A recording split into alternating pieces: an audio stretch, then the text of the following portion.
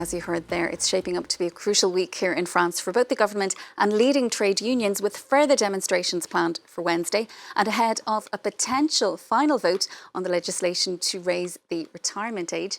For more, I'm joined in studio now by Philip Turle. He's our international affairs editor here at France 24. So, Philip, we saw at the weekend hundreds of thousands of people back on the streets, but that isn't as many as we saw for previous protests. Tell us, what is the latest and what can we expect on Wednesday? Well, the latest is that those who are on strike are determined to make their point. And this is a picture that I took myself as I stepped out of the door this morning on my way to work in Paris, outside the building where I live. And you can see the piles of refuse that have been stacking up since last week. The last time that the refuse collectors came round was, I think, about a week ago, probably on Tuesday. And over the weekend, more and more rubbish has been piling up. According to the City Hall in Paris, now 5,400 tons of garbage are piling up in the city streets. It's beginning to smell not too nice, and no sign of any refuse collectors anywhere in the local vicinity. So it doesn't look as though that situation is going to change. But yes, when it comes to the number of people who are protesting, there is a fall in those who are out in the streets. If you go back to the beginning of the protests on the 19th of January, they were quite high, but they have now been going downwards. So here's a look at some of the figures. I've taken the two weekend protests that took place on a Saturday. First of all, on the 11th of February, the government said 963,000 people were out on the streets. The union said 2.5 million.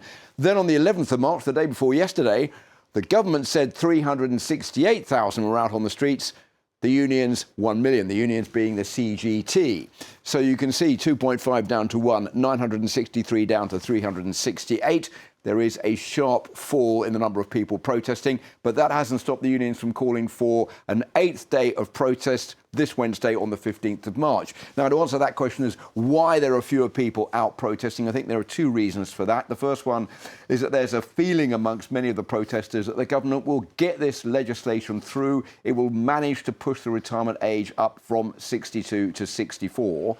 And the second reason is that when you protest in France, you're not paid. So all of these people who are out on strike, who are out protesting in the streets, taking a day off work to do that, will not be paid. And there's much concern about the rise in energy prices, the rise in fuel to fill your car, for example, making ends meet at the end of every month. I think many people in France are worried that if they strike too much, they won't have enough money left to be able to pay their bills once those bills come in. And that can explain why there are fewer strikers out on the streets.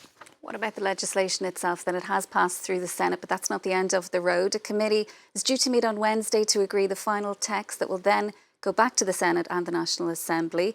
What if they can't agree a text? Are they likely to? If they don't, what happens next? OK, well, first of all, that vote in the Senate, which was very important for the government because there was no vote in the National Assembly. The MPs couldn't agree over what to do with that text. So it went to the Senate, where it was adopted by 195 to 112 votes. So now it's going to be discussed by what they call a CMP, which is a mixed parity commission, which is made up of 7 MPs from the National Assembly and 7 senators. 4 in both of those groups of 7 are from the majority and 3 from the opposition. They're going to meet on Wednesday, Sharon, and spend the whole day taking all this legislation to pieces to see where they can agree and how they can move forward and reach an overall agreement on that text, which, if there is an agreement, will then go back to the Senate for a final vote and then again to the National Assembly, where it will be voted on probably on Thursday. If it isn't agreed on, that will upset the apple cart again, and that text will have to go back once again to the National Assembly,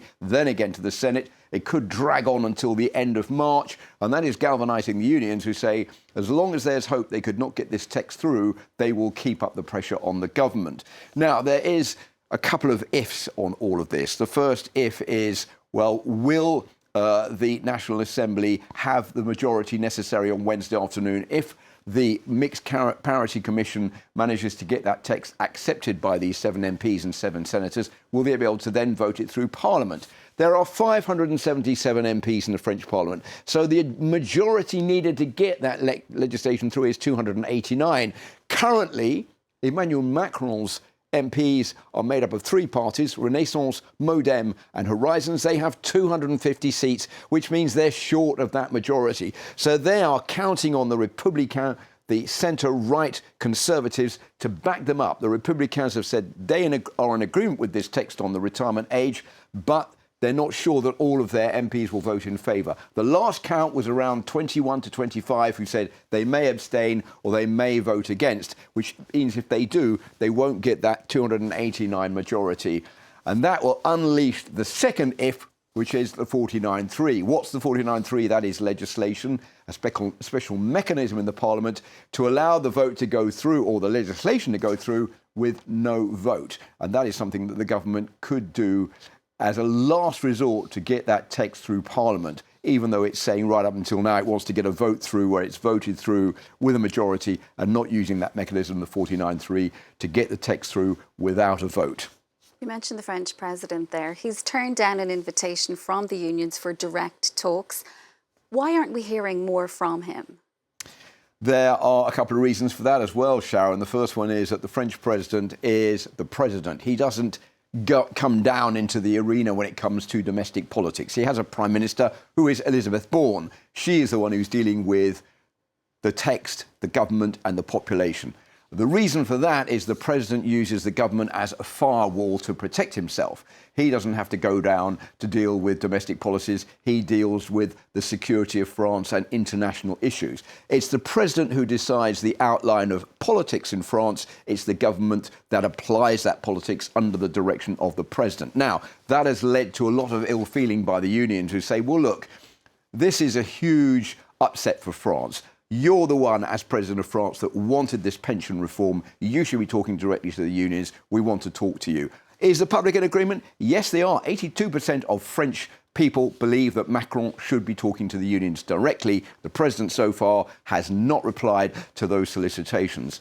But his opinion poll rating is still low. Only 32% of French people said they had confidence in Emmanuel Macron. That's the lowest rating since February 2020, just